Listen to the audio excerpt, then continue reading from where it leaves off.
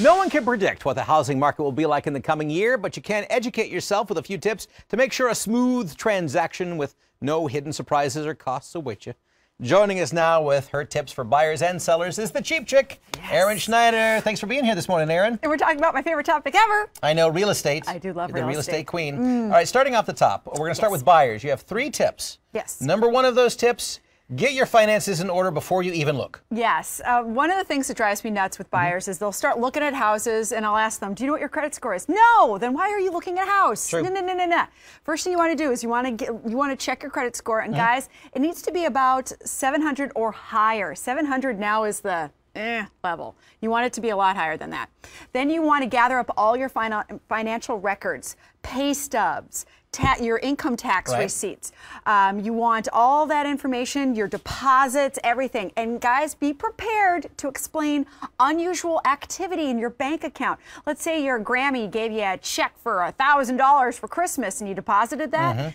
You're going to have to explain that. Yeah. You really are. Anything like $400 or above, really, you're going to have to explain those deposits. I remember, too, we got back when we bought our first house, we got a gift from some parental units, and we had to have a notarized letter saying that this was a gift to us that we would never have to pay back. Right.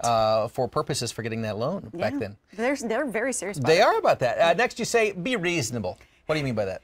All right, the days of lowballing, like I'm going to offer you 1 penny for your house. Yeah. You don't get to do that anymore, guys. I'm really sorry. You do want to be reasonable. You want to play fair. And here's why. If you aren't reasonable with your offer, you are going to lose out. We are seeing a lot more multiple offers going on right now. So give your best offer up front. That doesn't mean you can't discount your price a little bit, but you know, don't go in with, you know, $50,000 under a $100,000 house. I mean, come on. You play for keeps. Exactly. That's what you're doing. All right. Third, you're saying start now. Start now. Now. Interest rates are going to go up in 2014. That's just every news article I've read has said the exact same thing. So if you want to lock in a really good interest rate, you need to move now. And fourth, this is the biggest purchase of your life usually, so do your research. Do your research. Fun fact, Minnesota state law says that sellers do not need to disclose if there was an accidental death, natural death, suicide in their house, or perceived paranormal activity. I always love that one.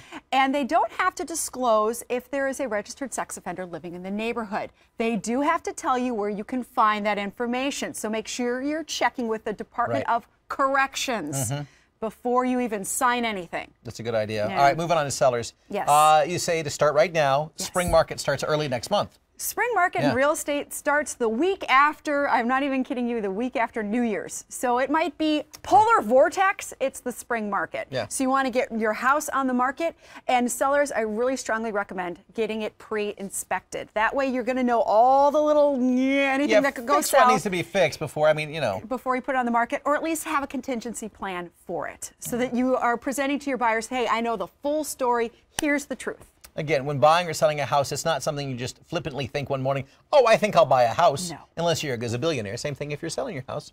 Put thought into the process. Thank you. That is the best advice all day. All right, Cheap Chick Erin Schneider, thank you for joining us. As always, you get more information on Erin's money-saving advice. All you got to do is go to our website, thecheapchick.com.